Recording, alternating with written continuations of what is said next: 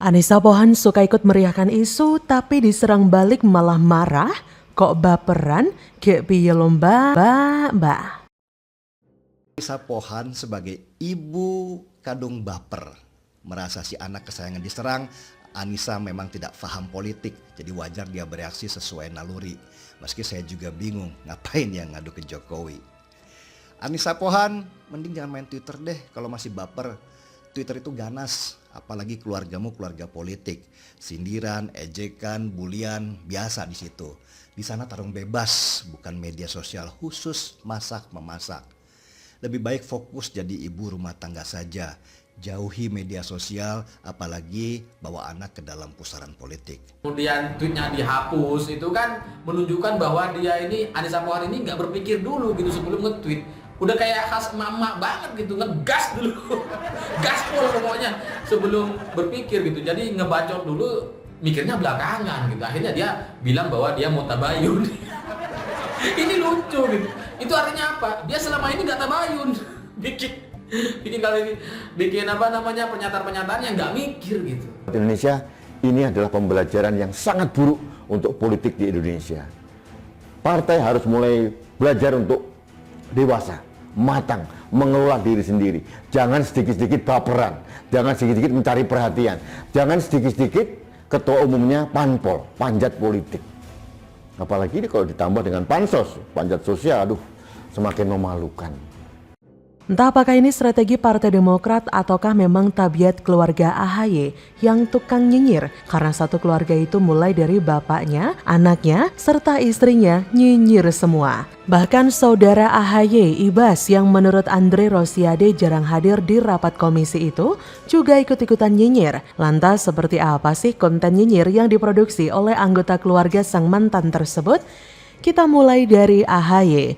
Dalam videonya yang viral beberapa hari belakangan, AHY begitu bersemangat mengatakan bahwa di era bapaknya banyak banget pembangunan direncanakan, dipersiapkan, dialokasikan anggarannya, dimulai pembangunannya, sehingga banyak yang sudah terbangun 70%, bahkan sudah ada yang 90%. Enaknya Jokowi, tinggal gunting pita.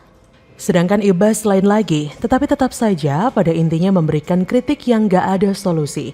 Dengan pernah menyebut failed nation atau Indonesia adalah bangsa yang gagal. Padahal saat-saat bangkit dari pandemi seperti saat ini, yang mesti disebarluaskan adalah pesan optimis bahwa kita mampu keluar dari masalah pandemi, bukan malah bikin down orang lain. Ya, tapi begitulah kura-kura keluarga Yudhoyono, mentornya aja SBY, suka baper. Tentu penyakit baper ini menular pada anak-anaknya dan anggota keluarganya yang lain. Lantas gimana dengan putri AHY, Almira? Seperti apa sih nyinyirannya kepada pemerintah?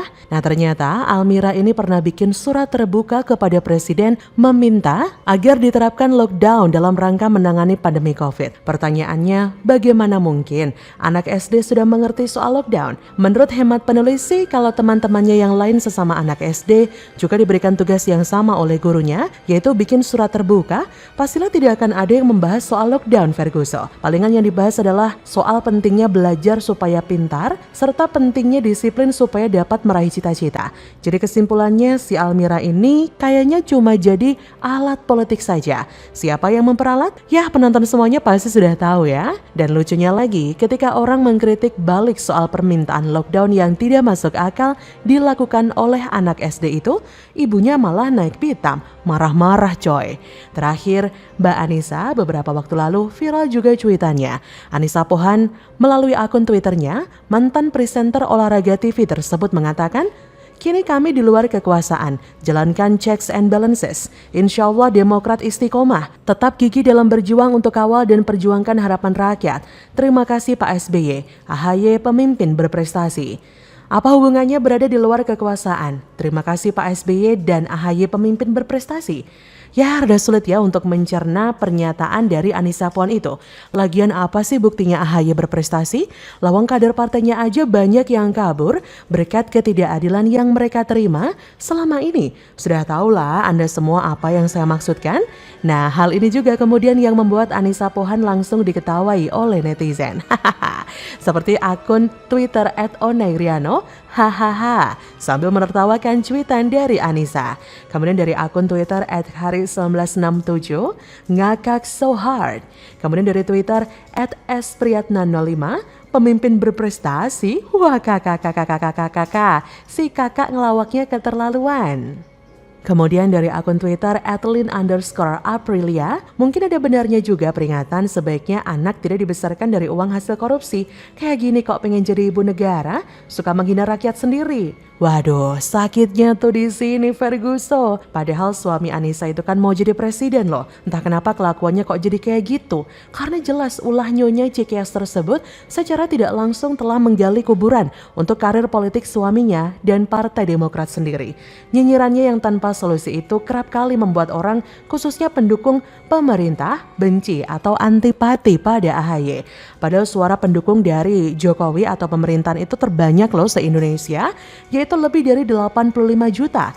Kenapa sih Anissa nggak berusaha menarik simpati mereka daripada tampil seperti aktivis LSM atau bajer-bajer balai kota tersebut? Namun, lagi-lagi ini malah jadi pertanda kalau Demokrat memang akan jadi partai gurem pada waktunya. Jadi bagaimana menurut Anda? Awas baper loh.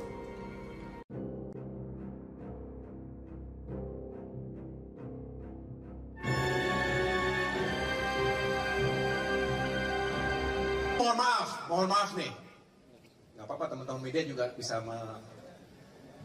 menangkap pesan ini. Ada yang mengatakan, zaman dulu nggak ada pembangunan infrastruktur, nyatanya banyak. Yang kedua, direncanakan, dipersiapkan, dialokasikan anggarannya, dan dimulai dibangun sehingga banyak yang tinggal sudah 70%, bahkan 90%, tinggal gunting pita. Setahun gunting pita kira-kira masuk akal nggak? Ya kita nggak perlu juga diapresiasi, tetapi jangan mengatakan ini kehebatan kita 1 tahun gunting pita. Jadi lebih lucu lagi adalah elit-elit Partai Demokrat sekarang seolah-olah ingin menyalahkan Pak Jokowi dan ingin menuntut tanggung jawab Pak Jokowi. Ada banyak orang Demokrat meminta agar Pak Jokowi segera membuat perpres penghapusan presidensial threshold. Apalagi ada yang bilang bahwa Demokrat sejak dulu mengusulkan agar presidensial threshold ini 0%. Itu ibarat mantan kita yang bohong tapi ketahuan gitu, lucu banget. Pangeran Cikias Agus Harimurti Yudhoyono tampaknya sedang mengigau terus langsung pidato ketika dia menyindir pemerintahan Jokowi yang disebutnya hanya seperti gunting pita. Ketua Umum Partai Demokrat itu dengan sembrono berani menilai bahwa pemerintahan Presiden Jokowi banyak mendapat limpahan proyek setengah jadi dari masa kepemerintahan Pepo Susilo Bambang Yudhoyono. Kata AHY pada 15 September, banyak yang tinggal dan sudah 70% bahkan tinggal 90% tinggal gunting pita. Setahun gunting pita kira-kira masuk akal tidak? Seolah belum cukup AHY lantas menambahkan lagi, ya kita tidak perlu juga diapresiasi, tapi janganlah mengatakan ini kehebatan kita atau kepemimpinan Jokowi. 1 tahun gunting pita itu namanya claiming sesuatu yang ya kadang-kadang saya speechless juga mengatakannya. Tapi kenapa sih kita tidak kemudian mengatakan terima kasih telah diletakkan landasan, telah dibangun 70%, 80%, hingga kami tinggal 10% tinggal gunting pita. Terima kasih Demokrat, terima kasih Pak SBY, begitu kata AHY. Akhirnya, masih dalam pidato yang sama AHY tampak membanggakan sang Pepo dengan berkata, intinya apa? Rakyat merindukan siapa? SBY dan kepemimpinan dari partai. Harap jangan tertawa ya mendengar membaca petikan pidato AHY tadi. Meski nampaknya kita kudu mengakui juga kalau si pembuat teks atau materi pidatonya ini cukup bagus ya. Dia tampaknya cukup paham soal kehebatan SBY sehingga bisa mewariskan proyek begitu banyak. Sehingga Jokowi tinggal melakukan polesan akhir alias finishing yang disebut sebagai gunting pita tadi. Hanya saja AHY mungkin lupa fakta bahwa dirinya mungkin sedang berhalusinasi. Atau mungkin dia hanya menggunakan data milik internal partainya yang tentu saja menitik beratkan pada prestasi SBY semata. Biar tampak hebat selama memimpin negeri ini dengan konsep autopilotnya. Padahal lihat saja soal pembangunan infrastruktur, terutama jalan tol di mana ribuan kilometer jalanan di Pulau Jawa, belum yang di luar Jawa, kini sudah terhubung berkat kerja keras pemerintahan Jokowi. Sebesar apa sih peran SBY? Tak sampai 1% lah. Karena mulai dari rencana besar pembangunan, pembebasan lahan dengan konsep ganti untung, hingga penuntasan pembangunan, nampaknya tidak sedikit pun ada jasa SBY di sana. Belum lagi kalau membahas soal IKN, di mana mungkin mewacanakan itu saja SBY nggak akan berani, karena akan ada banyak tantangan. Bagaimana soal penguasaan langit oleh Singapura, yang belum lama diambil alih Indonesia? Kita tentu tahu jawabannya. Jadi rasanya pantas kalau AHY dinilai hanya mengigau supaya kehebatan SBY tetap diakui oleh internal partainya. Lagi pula kalau soal gunting pita, jalan politik yang AHY lalui jauh lebih mudah bahkan jika dibandingkan dengan Gibran sekalipun. Pepo SBY lah yang sediakan karpet merah sekalian kursi empuknya, sehingga AHY bisa jadi ketum Partai Demokrat tanpa harus berkeringat. Gitu kalau laganya mau nyindir-nyindir Jokowi, kayak orang gak tahu diri sampean mas. Begitulah kura-kura. Bagaimana menurut Anda?